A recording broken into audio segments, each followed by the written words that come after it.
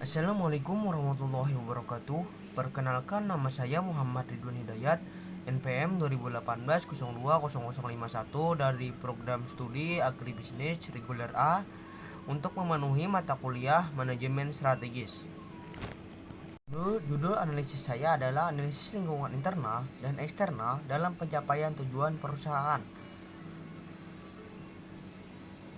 Ya, kita langsung saja ke pendahuluan. Setiap organisasi yang bersifat profit seperti perusahaan maupun organisasi yang bersifat non-profit seperti organisasi massa, yayasan, dan lain-lain tentunya menginginkan baik dalam skala kecil, menengah maupun besar. Tentunya ingin terus meningkatkan keuntungannya sehingga dapat meningkatkan kesejahteraan pegawai, bertumbuh, bertahan, dan melakukan ekspansi bisnis supaya lebih besar lagi. Meskipun hampir semua organisasi di dunia menginginkan berkelanjutan, sayangnya tidak semua organisasi mampu menciptakan pertumbuhan dan mempertahankan keberlanjutan aktivitasnya. Hanya sedikit perusahaan besar yang hidup walaupun hanya setengah dari umur manusia. Dalam tahun 1983, survei Royal menemukan bahwa sepertiga dari perusahaan menurut uraian 500 perusahaan Percy Burton dalam tahun 1970 telah lenyap. Perusahaan pada umumnya berupaya untuk selalu dapat mencapai tujuan dan sasaran dalam kondisi persaingan yang semakin ketat. Pencapaian tujuan dan sasaran perusahaan diukur dengan besarnya total keuntungan perusahaan, tingkat keuntungan terhadap modal investasi perusahaan. Selanjut, suatu perusahaan baru dapat memiliki keunggulan bersaing bila perusahaan tersebut berhasil merancang dan mengimplementasikan strategi penciptaan nilai. Penciptaan nilai yang menimbulkan keunggulan bersaing dapat terjadi apabila pesaing tidak menggunakan atau melakukan strategi yang sama. Kita lanjut, membangun keunggulan bersaing harus dilakukan perusahaan secara tepat dan berkelanjutan dengan menyusun strategi sekaligus mengimplementasikan. Hal ini dapat dilakukan dengan kegiatan pengorganisasian yang tepat, dimulai dengan pengidentifikasian, penguatan organisasi, dan meningkatkan kemampuan kepemimpinan perusahaan. Kita lanjut, manajemen strategi memiliki arti penting dalam pembangunan sebuah perusahaan, tidak hanya sebuah perencanaan atau planning saja. Manajemen strategi mencakup bagian-bagian yang lebih dalam dan juga luas. Lanjut, menurut Dapis dalam Nilasari 2014, manajemen strategis adalah seni dan ilmu untuk memutuskan atau mengimplementasikan dan mengevaluasi keputusan lintas fungsional yang membuat organisasi mampu mencapai tujuannya.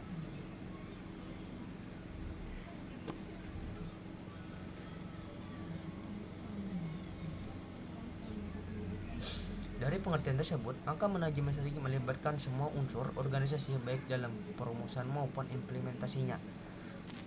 Kita lanjut, dengan menghadapi fenomena di atas, sebuah perusahaan harus memiliki suatu strategi bisnis sehingga bisa lebih unggul dalam para pesaingnya serta dapat terus beroperasi dan bersaing di masa mendatang. Menganalisis suatu strategi dalam strategi bertujuan untuk mempertimbangkan keadaan baik situasi internal perusahaan maupun lingkungan eksternal yang langsung mempengaruhi peluang dan pilihan strategi.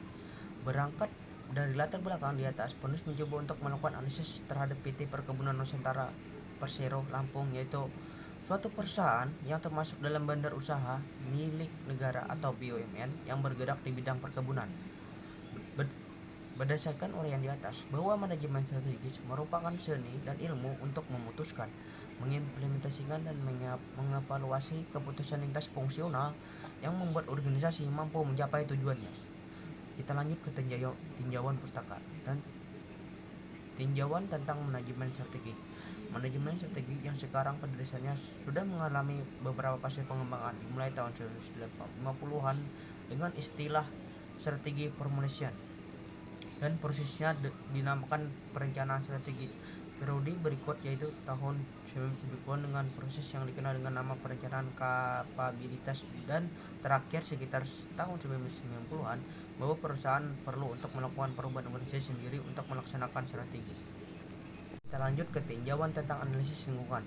Menurut Hobbes dan Najib, bahwa akibat mengejala reformasi informasi dan globalisasi, Lingkungan kini mengalami perubahan yang luar biasa dan intensitasnya kini semakin sering serta sukar sekali diramalkan.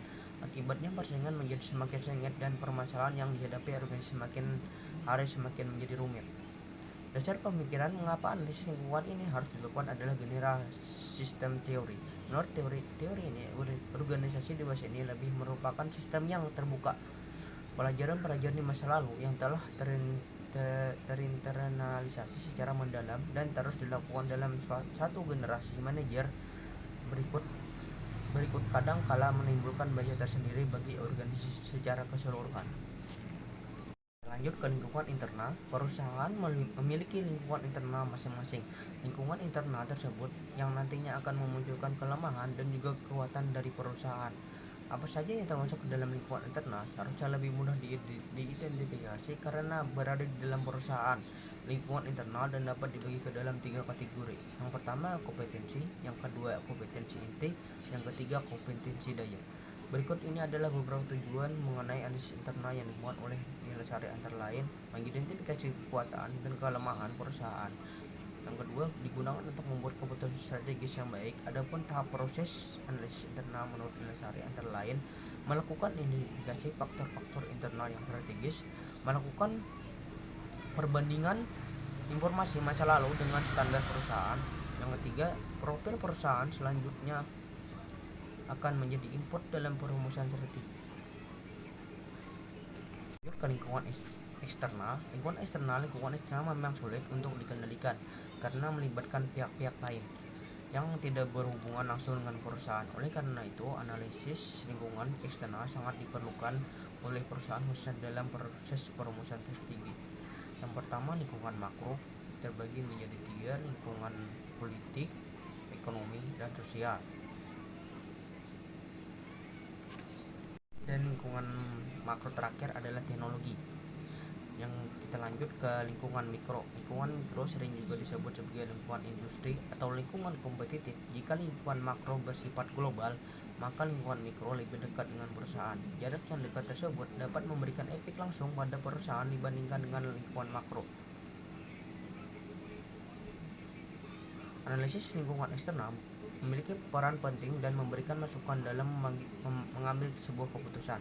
Beberapa tujuan dilakukannya analisis lingkungan eksternal antara lain: 1. Meningkatkan kepedulian manajerial terhadap perubahan lingkungan dari lingkungan makro. Yang kedua, meningkatkan pengertian terhadap industri pasar. Yang ketiga, meningkatkan pemahaman dan pengaturan multinasional, meningkatkan keputusan alokasi sumber daya, memfasilitasi manajemen risiko. 6. Memusatkan pada pengaruh utama dalam perubahan strategi. Yang 7. Beraksi saat permulaan tanda bahaya. Yang ke-8. Mengidentifikasi adanya peluang-peluang bisnis. Yang ke-9. Menyediakan benchmark atau proses evaluasi terhadap kompetitor dan lain-lain. Di era internet ini banyak juga website yang memberikan informasi tentang perusahaan-perusahaan. Ada juga survei industri yang bisa diperoleh melalui standar dan Ford Industry Survey. Laporan survei atau riset yang mereka lakukan biasanya terdiri atas lingkungan terbaru, tren industri, bagaimana industri beroperasi, kunci rasio industri, dan statistik. Kita lanjut kepada metode dan penelitian. Metode penelitian ini menggunakan pendekatan kualitatif dan tipe deskriptif. Pendekatan kualitatif digunakan untuk melakukan analisis lingkungan internal dan eksternal dengan menggunakan metrik evaluasi faktor internal dan eksternal di PTN 4.0. Lampung berhubungan dengan data-data yang bersumber dari pengamatan mengenai faktor-faktor internal dan eksternal. Data-data tertulis dalam bentuk dokumen dan informasi yang diberikan. Ya, kita lanjut ke hasil dan pembahasan. Analisis lingkungan internal. Memiliki lingkungan internal yang mendukung perusahaan tersebut dapat beroperasi dan mencapai tujuan perusahaan. Penulis mengetahui gambaran tentang lingkungan internal dan ini dari profil perusahaan yang diperbarui setiap tahunnya.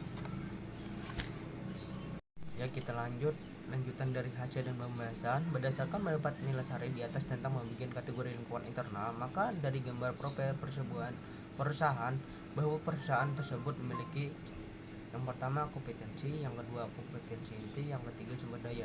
Untuk mempermudah dalam menganalisis faktor internal yang digunakan dalam perumusan strategi adalah beberapa metode yang dilakukan antara lain analisis rata-rata nilai, audit internal, balance scorecard, dan metrik EVE.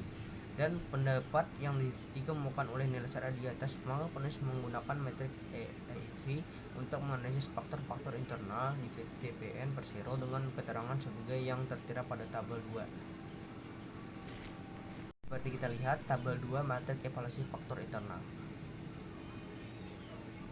Ya, kita lanjut saja ke analisis lingkungan internal.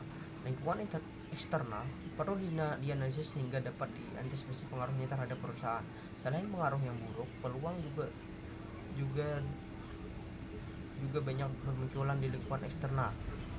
Lingkungan eksternal memang sulit untuk dikendalikan karena melibatkan pihak-pihak yang lain tidak berhubungan langsung dengan perusahaan. Oleh karena itu, analisis lingkungan eksternal sangat diperlukan oleh perusahaan khususnya dalam proses perumusan strategi.